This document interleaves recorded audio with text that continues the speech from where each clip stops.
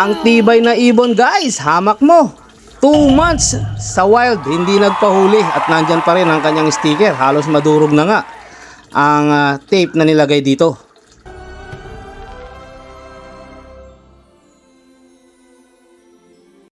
So yun na nga guys, at habang nagpapaligo tayo ng ating mga warriors, nakatanggap tayo ng isang tawag sa ating kaibigan na ang ibon na nanggaling sa atin ay nakauwi from Calbayog. So napakaswerte nga ng ibon na ito dahil for almost 2 months or more than 2 months na pala, kasi ongoing na nga ang karera sa Inter-Island at nasa second lap na guys. Pero ngayon nagbabalik ang ibon na nawala sa Calbayog at hindi nga siya nahuli. Sobrang dumi nga ng kanyang paa at talaga namang stress na stress ang ibon. Pero sadyang napakalakas ng ibon dahil kinaya niyang umuwi mula sa wild. So tingnan natin guys ang pagbabalik ng ibon na ito. One eternity later. So eto nga guys, at bigla tayo napasugod dito sa loob ng ating kaibigan. Kaya naman at minabuti nating sadyain nang sa ganon ay may dokumento natin ang pagbabalik ng ibon na ito. Ayan nga, at may sticker pa nga ang ibon at sobrang stress. Parang napakaliit na ibon. Kumbaga ay lakas lang talaga ang kanyang dala para makauwi from Calbayog. So napakagaling ng ibon na ito guys. Actually ang ibon na to ay sobrang napakapasaway. Kung inyong natatandaan, may mga na-vlog ako na nakatuntong siya sa ibabaw ng antena. So nag-aantena nga ang ibon na ito. Pero sa kabila ng kanyang katigasan ng ulo, pumapos siya ng karera. Calbayog finisher lang naman ang ibon na ito. Pero sabi ko nga sa inyo, kung na-motivate lang na maayos ang ibon na ito, maaaring magbigay ito ng magandang senyales o magandang titulo sa ating kaibigan. Anyway, the race is already finished. At yun nga, akala nga namin ay nawala na ang ibon na ito. Pero bigla na lamang siyang sumulpot at nagpakilala na kaya niya palang umuwi ng Calbayog sa kabila ng katigasan ng kanyang ulo.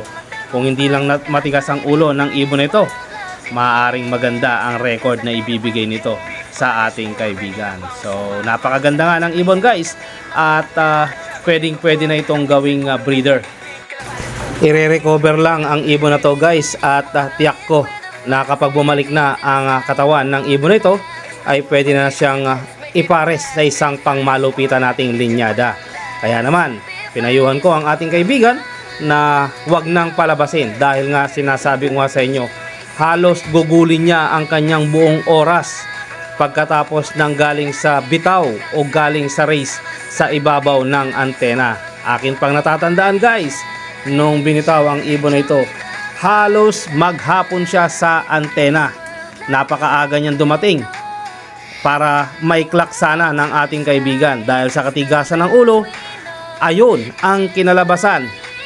Imbes na maklak siya ng mga sandaling iyon, nangyari ay naging cut-off dahil sa pagtambay niya sa ibabaw ng antena. Hindi pa nga nasiyahan, lumipat ito sa isang mataas na billboard. Kung inyong natatandaan sa isa sa aking mga vlog ay may ibon kaming isinama sa aming vlog na tumuntong sa antena while waiting sa mga South Warriors natin. So that time ay nag-aabang nga tayo na paparating nating Warriors, at etong ibon na ito ay sadyang napakabilis at nauna pa sa ating mga ibon na tumuntong sa ibabaw ng antena. Nga lang, sa kasamaang palad, para makababa siya ay pinabugaw namin sa isang bata sa ibabaw ng bubungan. Ngunit imbis na umuwi ay nagdire-diretso sa isang napakataas na billboard, at doon na nga siya nagpanghapon sa ibabaw ng billboard. At nang bumaba siya, ayun, ang nangyari nga ay cut-off nga ang ibon na ito. Napakagaling pa man din sana ng ibon na ito guys, kung hindi lang talaga siya nagkaroon ng attitude sa ibabaw ng antena. So ginawa niya na nga ang pag-antena mula pa noong una. So kung nakinig nga lang sa akin ang ating kaibigan na ang ibon na ito ay i-motivate niya ng maganda, nang sa ganun ay maiwasan niya ang pag-aantena. So tingnan mo nga ang itsura ng ibon guys, mukhang dugyot na siya at talagang hindi pa nga nahuli ang ibon na ito dahil nandyan pa ang kanyang sticker. At higit sa lahat, ang kanyang sticker na itinape doble sa kanyang sticker para hindi matanggal ay durog na guys. Kaya tinanggal ko lang ito at tingnan namin ang sticker, talagang hindi pa ito nabubunot. Kita nyo putikan pa ang kanyang mga paa, sadyang nabuhay lamang sa wild. Tingnan mo naman ang itsura ng ibon, ang dusing na niya at sadya naman talagang nabuhay siya sa dawagan. Well, ika nga, that is what they call the nature instinct ng mga ibon, sapagkat nung unang panahon talaga namang hindi inaalagaan ang mga ibon na ito, pero natuklasan nga nila ang isang maganda at magaling na abilidad ng mga ibon na ito na nakakabalik at nauutusan pa nga ng mga sinaunang tao. Kaya nga nagkaroon ng karera dahil napatunayan nila ng ibon na ito ay sadyang napakatalino at higit sa lahat ay umuuwi at bumabalik kung saan siya nanggaling. So nakahanda na nga ang ating kaibigan na i-breed na ang ibon na ito at ipares sa mga nagdaang nag-finisher din na ating mga ibon. So napakaganda ng ibon na to guys dahil ito ay lahi mismo ng ating mga linyadang hawak. Kaya naman minabuti ng inyong lingkod na i-dokumento ko sa inyo at ipakita kung ano ang nararating ng ating mga ibon. Tamang pag-aalaga, tamang sistema at syempre number 1 dyan, meron kang magandang linyada.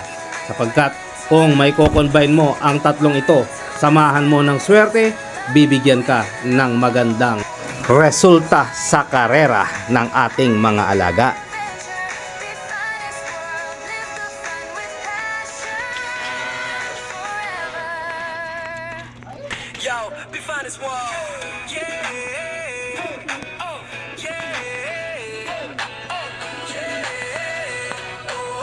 So eto na nga guys ang mga next in line sa ating mga ilalaban.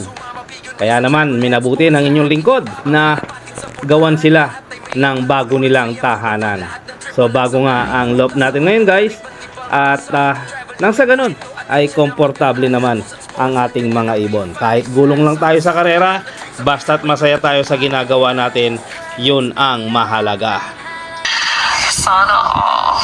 Sa kalsada hanggang langit kami tumataas. Define this world. Racing adventure, lagi kang may kasama mo. Mula sa langit hanggang kalsada, sama-sama define this world. Buhay ay adventure, join the fun. Tara na sa bawat flight ng kalapati. So yun lamang guys, at sabi ko nga sa inyo, ang umaayaw ay hindi nagwawagi. Pero kapag subok ka lang ng subok, darating din ang araw ay makukuha mo rin ang tagumpay na iyong inaasam. So this is your host, Be Finest World. Always choose to be happy and be courteous to others. And let the Lord God Almighty be the center of our lives. Bye for now and God bless. Bye-bye.